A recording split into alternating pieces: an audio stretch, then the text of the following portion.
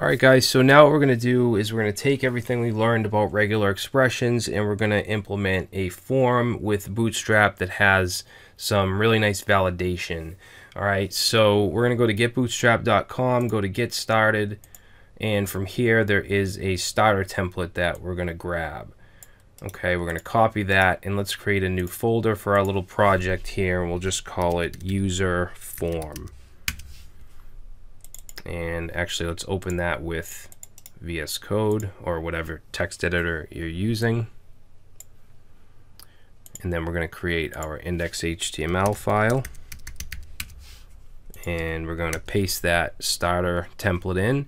And let's be sure to go down to the bottom here and add in an extra script tag and give it a source of app.js. Okay, before I forget. So then we'll create our app.js file. And now we're going to go back to index.html and create our little user interface. All right, so let's clear out the H1 here and let's put in a container. Again, I'm not going to, go over the Bootstrap syntax really. It's pretty simple. We're just adding a grid with a 6-column div. So we're going to say call md6, and we want to move that everything to the middle. So we're going to use mx-auto. And then inside here, let's put an H1 and we'll just say user form. And then under the H1, we'll put our form.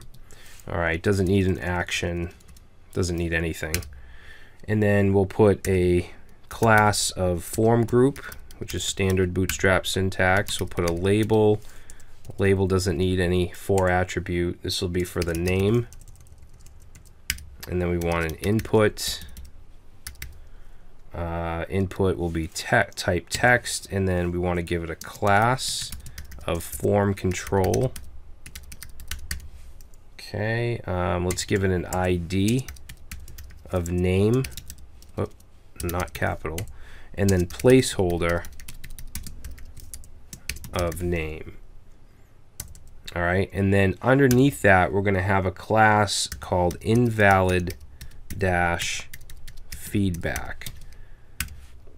All right, and then for the message here, I'm going to say name must be between 2 and 10 characters. All right, now if I save this and we open this, let's use our live server here, you'll see that this error message is not showing here, and that's how it's supposed to be. The only way that this message shows is if your input has a class called isInvalid. Okay, now if I save this, what happens is the input turns red, and then we get this red message down here, which is whatever we put here. So from within our JavaScript, we have to add this class dynamically if we want to show this error. So just remember that, okay? But we want to remove it initially. We want to dynamically add it if there's an error. Okay, that's how Bootstrap validation works. So what I'm going to do now is just copy the form group, which ends right here. So we're just going to grab that, and we want 3 more fields. So after name, we're going to have the zip code, and we're going to change the placeholder. We're going to change the ID to zip. We're going to change the message to say enter a valid zip code. All right, and then we're going to do an email. We're going to change the placeholder to email. We're going to change the ID to email and change the message to enter a valid email. Now, you're probably already thinking right now, well, why don't we just add the type email right here, because that will automatically give us validation if we're using HTML5. Now, I'm not doing that because I want to teach you how to do it without doing that. I want to teach you how to do it with regular expressions, which is what we had to do in the old days before HTML5, before this feature where we could just say type email. And it's just a good exercise to have. All right, so, and you may be using XHTML or some reason why you can't use that functionality. All right, so down here we're going to say phone phone number, and we'll change the placeholder to phone number, change the ID, and change the message here to enter a valid phone. All right, and then we'll just put a submit button, say input submit, value submit, and let's give it a class, couple classes, BTN, BTN primary, and BTN block, and save, and now we have our form. Now the way that we want to do this, or that I want to do this, is every time we put something in here, when we cause the blur event, so when we click out of the form, that's when I want the validation to go off. I don't want to simply make it so that when we submit the form, all the stuff shows. I want it to be dynamic, where we leave the form field and it tells us if it's right or wrong. Okay, so we're going to go to our app.js here, and we're going to first of all just create a bunch of event listeners for these input fields. So let's say document.getElementById, name, we want to add an event listener, and we want the blur event. All right, so blur, and then we're going to call validate name. Okay, and I'm just going to add a bunch of event listeners here. Let's just put a comment here. We'll say form blur event listeners. So we'll do 3 more. We have name, we have zip. That's going to call validate zip. Email, it's going to call validate email. And phone is going to call validate phone. All right, so let's go ahead and create these functions.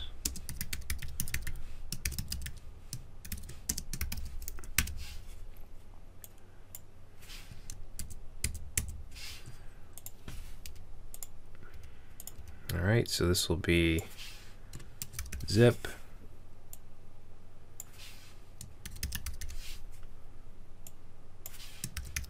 Okay, so let's save that. Let's open up our console over here. Cannot add an event listener of null. I have a capital P here. That's probably what they're talking about. All right, so validate name. So this is going to happen on the blur event. Now, first thing we want to do is get the value of the name field. So let's create a variable called name and set it to document.getElementById. Name, and let's go ahead and create a variable for our regular expression that we want to match. So we want our slashes, and what I want to do is I want this to be, the name should be letters between A and Z, capital or lowercase, and it should be between 2 and 10. I know that 10 is kind of short. I mean, a lot of names could be longer than 10, but this is just an example. You can change it if you want. I just don't want to type in 1,000,000 characters to test it.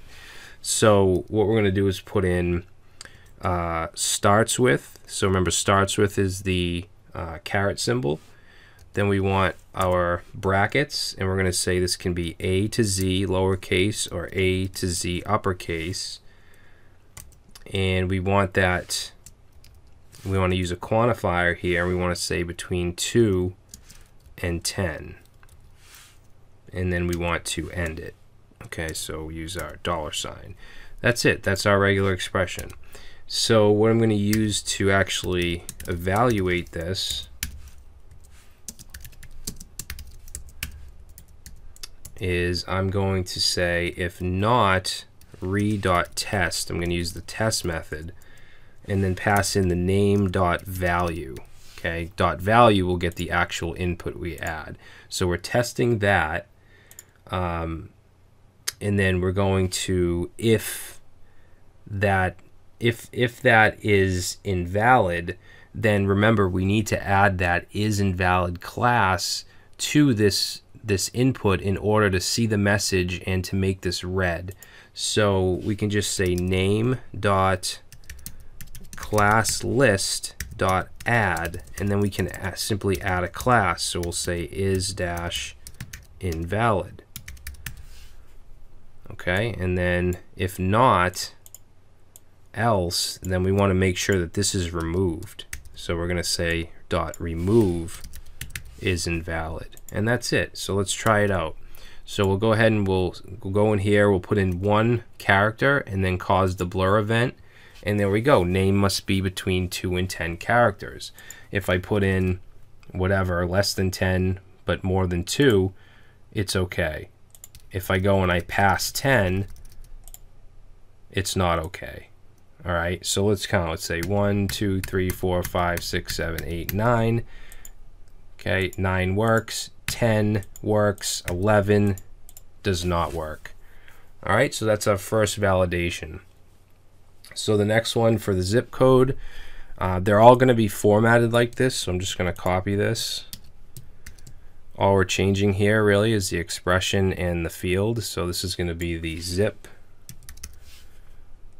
And we're going to get it by the ID of zip. And for our regular expression, remember a zip code can be it's 5 number. I'm going by US zip codes. I don't know any other country's zip code formats. You guys can, maybe that's a little challenge if you guys are outside of the US and you want to figure it out. Maybe that's a little challenge you can do.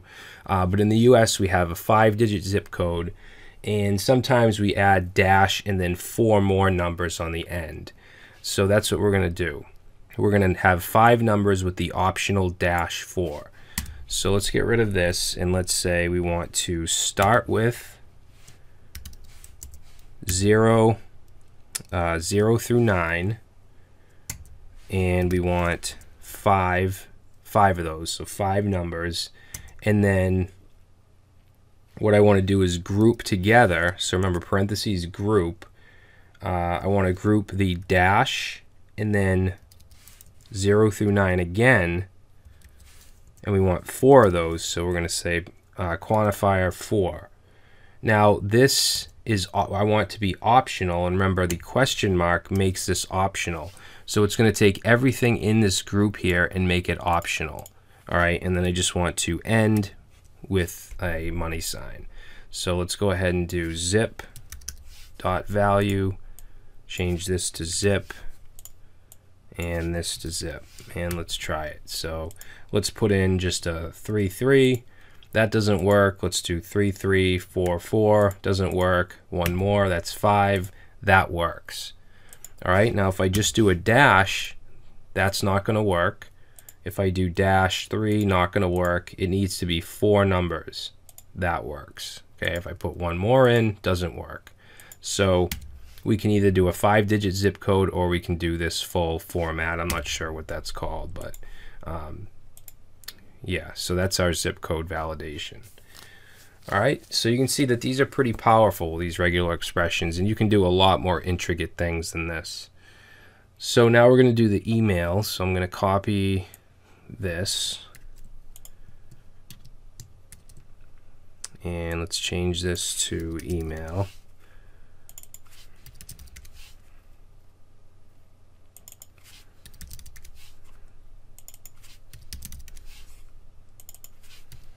All right, so this is going to be a little more difficult. Let's go ahead and get rid of this. So we want the caret to start, and we're going to end with the money sign.